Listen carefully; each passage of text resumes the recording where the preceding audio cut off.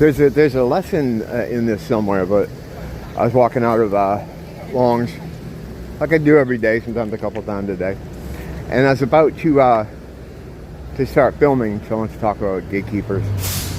And upcoming the street is one of these, they're called ambassadors, but they're basically mall cops for Waikiki. Well, not really. They give information, but a lot of them are guys, some of them are cool, a lot of them are guys that want to be cops and they're not. So this guy's come to the road, and he's a guy I had problems with before because he doesn't like that I film out here. A lot of people don't. And he doesn't understand that you're able, it's a legal thing. So he's always kind of trying to bust my balls about it. So finally I just snapped on him one day. I'm like, dude, just fucking, when I come around, don't look at me, I won't look at you, just fuck off, you know. And so he's coming up the road, and I'm like, all right, I'll wait till I get away from him to pull it out, because I don't want to make it look like I'm trying to instigate him and then have a problem. I'm not doing anything. I mean, this is perfectly legal. This has been through the court so many times. There's no expectation of privacy out here. And if you don't like being on my camera, then you better fucking stay inside, because there's a camera everywhere. So anyway, so I didn't pull my phone, right? So I'm just walking, and thankfully, I walk kind of slow. You know, I just kind of take my time and take it in. And I hear my name being called behind me. I'm like, what the fuck? I turn around, it's a guy from Long's. He's like, you left your phone in there. He brought out a case, the manager brought a case of Hot Wheels out for me to look through. And when I was looking through them, I put the phone down, I left it in there. And thank God for that guy. Saying, Jim, you left your phone there. I'm like, oh man, thank you so much. Because of that ex-convict puke who's scared of being on film, I wouldn't have known. I wouldn't have known. I would have been like, you know, halfway home, I would have finally reached for the fucking thing, and I would have went into a fucking fetal position. You know, why? Why do bad things happen to mediocre people? You know, so there's a lesson there, and it's called fuck everybody and just don't worry about what you want to do. If you want to do something and you're not hurting anyone, then just do it. If I had just done it and ignored that guy, everything would have been fine. But it's, you know, again, I'm gonna give it to God. I think he knew I couldn't handle that, so he had the manager notice my phone was there, and I just left it sitting there. People will steal your phone here so fast. Your phones, I mean, you might as well leave like a $10 bill out, you know. So it survived long enough for him to see it, and he chased me down the street out of the store to bring me the phone. There's a lesson there, but I mean, yeah, well, I just said what the lesson is. Fuck people, do what you want, as long as you're not hurting anybody. Yeah, I want to talk about Gatekeepers, because it kind of occurred to me, like when I was thinking about the, I guess, truth space that I find myself in. Even though I look at myself more as someone who talks about spirituality, mysticism, the occult, I do tie it into things that are happening here in the 3D realm, because it can't be avoided. We are in the final days, in the end of the whole thing, and so there is a lot of crossover, and because of that, there are a lot of people interested, because they see the world going so crazy. So like everything else, the system likes to have its gatekeepers, where if you find people, where people begin to think, you know, things are strange, we can't figure out what a man and a woman is, there's definitely something going on here, and they may get the inclination that there's a spiritual aspect to this, because there is, you know, that's exactly what it is. So the system wants to have men in place that will go, oh, you want to know about this stuff? Let me tell you. Join my Patreon, Call for an Uprising, or Quantum of Conscience. They put these guys out there, you know, to collect the curious. And I used to lament that, because I'm like, wow, these people, you know, they do this for everything. You know, you want to know about your divinity? You want to know about God, or your possible connection to the divine? We have this thing called religion, where a pervert in a robe, in a white dress, is going to tell you everything you need to. Let him get between you and God, and he'll explain things to you. Yeah, no. So they do that for everything. I mean, there's an equivalent everything, and that's why there's so many Christian YouTubers popping up now, so many spiritual war people. The term spiritual war, I mean, it used to work better for me because like no one used the term, and now it's like, I'm not saying, you know, people copy me. No one knows I'm here, but it's in the zeitgeist. You know, it's in the universal unconsciousness. If I had my thumb on this thing the whole time, no, I didn't. I'm gonna be so pissed. Dave's gonna be curious, but but thinking about it, they are a good thing, and I've only kind of realized that recently because I think we've determined beyond a shadow of a doubt that a good 90 to 95% of the other people that you see walking around, they have the same spiritual awareness or energy as this tree. You know, they're just kind of here to fill up the space, make things harder for you, and try to get you to go along with the system. They're very much Agent Smith type people. Get the science juice. Why won't you get the science? Okay, I'll get the science. That's what they're there for. That's what they're there for. But the fact that these guys are corralling the curious is kind of a good thing. Because those aren't people that we want to mix with anyway. You know?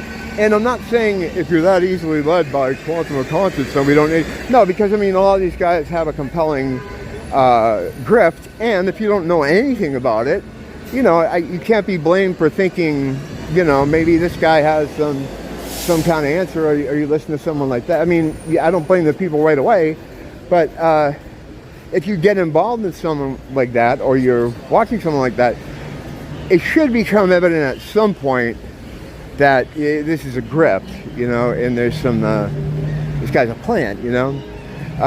And if you're not going to be able to see that, then we don't need you. You know, what it's doing is it's collecting just the people that wouldn't be good for us anyway. You know, so it's almost doing us a favor when I think about it like that. It's like, it's good. It's a good thing, you know. It's a good thing. It is though. Because, I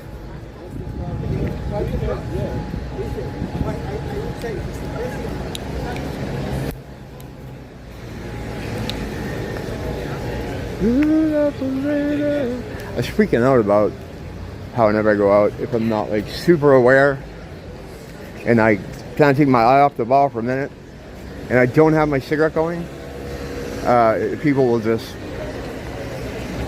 it's like a World War Z type of scenario. They'll just mong me. And Pete made a good point.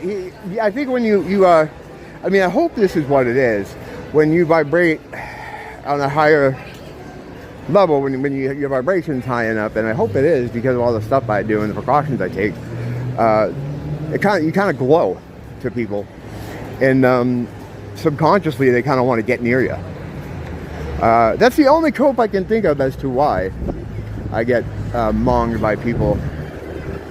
The thing is, like, you're only seeing this right in front of me here.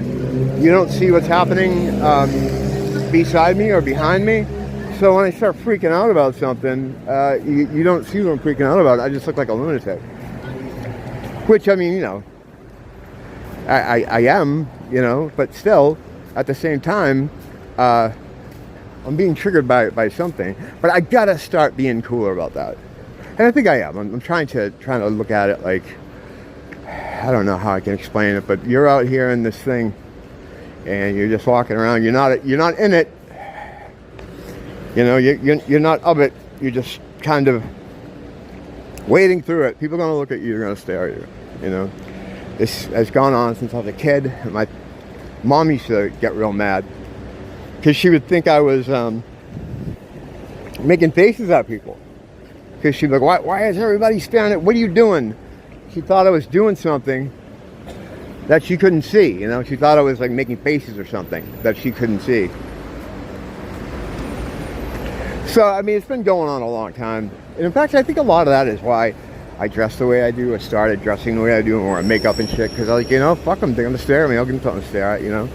And, but I don't think it's as negative a thing as, yeah, I got to stop seeing it as a bad thing. Because there is something to that.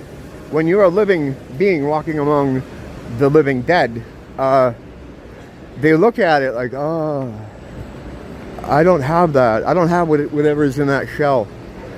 You know, and they just come to you. They you know, they surround, because I get fucking surrounded, you know, sometimes. It's weird. A lot of times I go in these stores, I feel like Indiana Jones when he's in, like, Marrakesh, and you got all those little brown kids, like, pulling at his fucking clothes. It's kind of the exact same scene. You know, it looks exactly the same. I always flash back to that whenever I'm in a situation like that. And I'll just start saying why. That's all I say. I'm like, why? And then they look at me like I'm a crazy person. It's alright though. I think it depends on my mood. Like sometimes that'll get to me real quickly and I'll start freaking out about it. And other times I just try to put it in perspective. But yeah, as much as I don't really bag on those guys, the plants. I just say stay away from them, you know. Anyone that's got, like, I don't know, my cutoff I think for reels is like 50K. You know, if they got over 50K, I think Minutes of Horror is close. I may have to walk on down the road, because if he's not controlled, he will be. They'll get to him. He's a nice guy though. I think he's an American Indian, I think. Or Native American, whatever they fucking call that. I could have just made that up, but I think he is. That doesn't have to do with much, but it does give you a different kind of perspective. Your race will give you a perspective on your outlook about everything, because there is a difference between races. As much as they try to tell you, oh, it's just skin color. That's a bunch of horse shit. That's. I think most people are, you know, becoming aware of that, though. I mean, you know, have you ever seen those African albinos, like the ones that have the white skin? Does that look normal to you? I'm not saying, you know, beauty is in the eye of when you hold her, as Ricky says, but it looks weird, right? It doesn't look right. I don't have it. Because they have light skin on an African face. It's not just skin color. Never mind the physiological differences, musculature, skeleton. The brain is where it's all happening, though. The brain is what causes the most differences. It's the interpretive mechanism that you, as an energy being, deal with.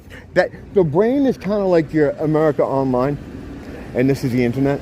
Now, it mostly runs the suit. It doesn't have a lot to do with you as an individual, your sensibilities, your likes and wants and hopes and dreams. It has nothing to do with that. Scientists, even these days, have had to admit that the brain doesn't have a lot to do with consciousness, or they can't make a connection there. I shouldn't say that. I shouldn't say it. They feel there isn't a specific connector, a connection point between those two things.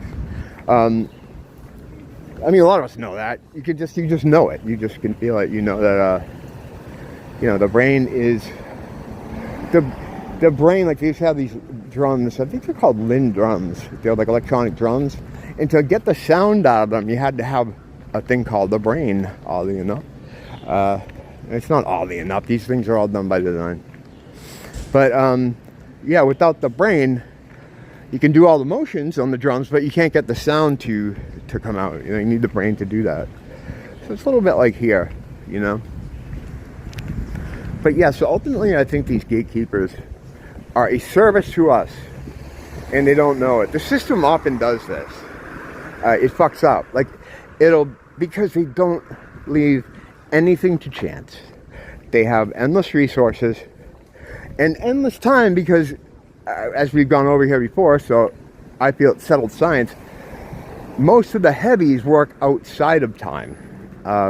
Whatever you want to call traveling interdimensionally, or, you know, moving through angles or spaces that we can't see. Once you get out of this, out of 3D, if you indeed can, and if you can spin Mercury fast enough, liquid Mercury, you use some, got a nice purple, Huan purple robe, and then you can just get right out of here. Time doesn't exist outside of it. You know, the concept of time, it isn't even a thing. So that's kind of how they can do these long generational plans, in my opinion. Because mortal men don't make generational plans, because they want to do things that they'll see the results in their lifetime. Otherwise, what's the point? Especially evil people. Like, evil people aren't going to grow a tree for their grandson to even see. So they want to see shit happen in their time. So these multi-generational plans that the baddies make, the real bad guys, they happen outside time. And even with all those things on their side, they're still fucking losing. And they'll continue to lose because they're fighting a losing battle. And I think and of course they know it. You know? Well, not all of them know it. Their master knows it, right? He knows it. But he's not going to tell his minions. He's going to let them keep working to try to make our lives better. But he ultimately knows. And they're just too stupid or something to go along with it. Like, I don't see how... Ultimately, I don't know what they think they're going to get. Satan's never going to give you a seat at the table. Like, oh, you guys did a good job over there in Palestine. You get to sit up here with me. No, it doesn't work like that. Whatever. Their fate is their own, you know. More uplifting stuff. Thanks for dropping by, guys. If I don't see you in the comments or whatever, I'll see you here soon. Don't blame the teacher, blame the school.